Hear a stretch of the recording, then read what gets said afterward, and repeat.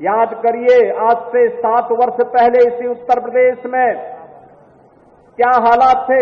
हर तीसरे दिन दंगा होता था, पर्व और त्योहार शांतिपूर्ण तरीके से नहीं मनाया जाता था, बेटी और व्यापारी दोनों की सुरक्षा खतरे में रहती थी, प्रदेश में माफिया राज और जंगल राज की स्थिति थी। पिछले 7 वर्ष में प्रदेश ने अपना परसेप्शन बदला है। आज उत्तर प्रदेश सुरक्षा और कानून व्यवस्था का जो मॉडल बनाई है, देश के अंदर निवेश का ड्रीम डेस्टिनेशन के रूप में उभर करके दुनिया के निवेश को अपने यहां आकर्षित करने में सफल हुआ है। प्रदेश में जो निवेश आ रहा है, इसका परिणाम है कि हमने लाखों नौजवानों को नौकरी उनके गांव और उनके घर में देने में सफलता प्राप्त की है। 1,62,00,000 से अधिक नौजवान इस निवेश के माध्यम से अब तक नौकरी और रोजगार प्राप्त किए हैं। स्वरोजगार के लिए 1 डिस्ट्रिक्ट 1 प्रोडक्ट की योजना, विश्वकर्मा श्रम सम्मान और पीएम विश्वकर्मा की योजना, पीएम स्वनिधि की योजना, पीएम रोजगार की योजना जैसी तमाम योजनाओं के साथ ही प्रधानमंत्री मुद्रा योजना ने भी आर्थिक स्वावलंबन का मार्ग प्रशस्त किया है। और इन्हीं कार्यक्रमों की श्रृंखला में प्रदेश सरकार ने 6.5 लाख नौजवानों को सरकारी नौकरी देने में भी सफलता प्राप्त की है। आज मैं आपके सामने एक खुशखबरी और लेके आने आया हूं। अभी 23, 24, 25 और फिर 30 और 31 अगस्त को पुलिस भर्ती की प्रक्रिया हमारी आगे बढ़ रही है, जिसमें 60,000 से अधिक नौजवानों को हम भर्ती करने वाले हैं। ये 60,000 जो भर्ती होने वाली है, इतनी बड़ी भर्ती उत्तर प्रदेश के इतिहास में कभी नहीं हुई।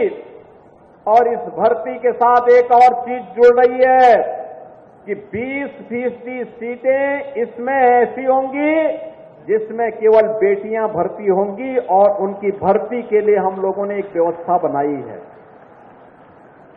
मैंने कल भी कहा था, ये बेटियां इसलिए भर्ती कर रहे हैं जो सड़क और चौराहे पर किसी अन्य जगहों पर महिलाओं के साथ छेड़छाड़ करने वाले, बेटियों के साथ छेड़छाड़ करने वाले सौदों को भी ठिकाना लगाने का काम ये बेटियां कर सकें, इसके लिए हम उन्हें पुलिस की भर्ती में प्राथमिकता के साथ आगे बढ़ाने का काम कर रहे हैं। बहनों और भाइयों, एक तरफ मोदी जी बेटी पढ़ाओ बेटी बढ़ाओ के साथ आगे कार्य कर रहे हैं। मोदी जी ने नारी सशक्तिकरण बंधन अधिनियम के माध्यम से देश की संसद में और प्रदेशों की विधानसभाओं के लिए सुनिश्चित किया है कि उन्हें भी संसद में और विधानसभाओं में जाने का अधिकार मिलना चाहिए। देश की नई संसद का कोई अधिनियम पहला पारित हुआ तो मातृशक्ति के लिए समर्पित नारी बंधन शक्ति अभिनंदन का एक कार्यक्रम विधेयक था, नारी शक्ति बंधन अधिनियम था, जिसके माध्यम से उन्हें संसद में और विधानसभाओं में 33% सीटों पर भी चुन करके जाने का अधिकार प्राप्त हुआ। और दूसरी तरफ ये लोग हैं, कल मैं देख रहा था समाजवादी पार्टी के नेता का बयान में पढ़ रहा था, वो बोल रहे हैं समर्थन कर रहे हैं उन दुष्कर्मियों का जिन्होंने कोलकाता के अंदर एक डॉक्टर के साथ सामूहिक दुष्कर्म करने वाले दुष्कर्मियों का समर्थन कर रहे हैं। तनिक तो शर्म करनी चाहिए। लेकिन बहनों और भाइयों, संस्कार कभी समाप्त नहीं होते। ये वही लोग हैं जो कहते थे दुष्कर्मियों के लिए कि लड़के हैं गलती कर देते हैं। इन लोगों से कैसे आप उम्मीद करते हैं? कैसे उम्मीद करते हैं?